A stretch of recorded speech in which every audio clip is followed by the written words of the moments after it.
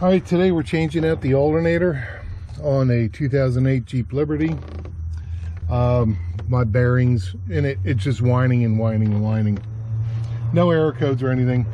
First things you want to do is remove your battery terminal, and then we're going to remove the serpentine belt, and down on this side is a belt tension with a 15mm nut, and I'll show you a trick for popping the belt. I'll try to do this one-handed, but you can see I got an open end wrench 15mm on the bolt that's on the tension.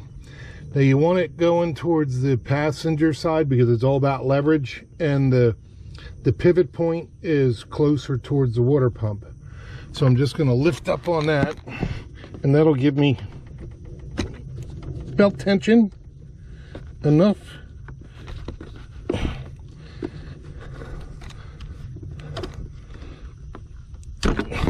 to pop my belt.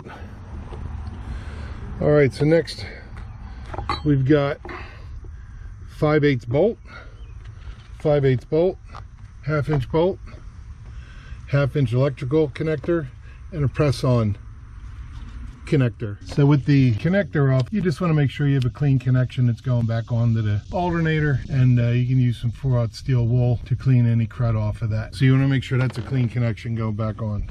So the leverage I need to get to reinstall the belt, I got to remove the clean air filter, which is basically you just have this and this to pull off. This will pop off too on the front. It's fits into rubber grommets, so it just pops right out. So once you have these off, it just lifts right up. Since I have it out, I'll show you. It says little plastic stems. They fit into these rubber grommets, and they're down in here. You can see the nut I'm going to get to, so I want to lift up on that, and then I'll be able to pop the belt on. So simple enough. So now you can see the belt is on, and you want to make sure that it's in these grooves before you fire it up. So you want to check down on the bottom too, and then we'll get everything else together and we'll be good to go. So I hope this helps you.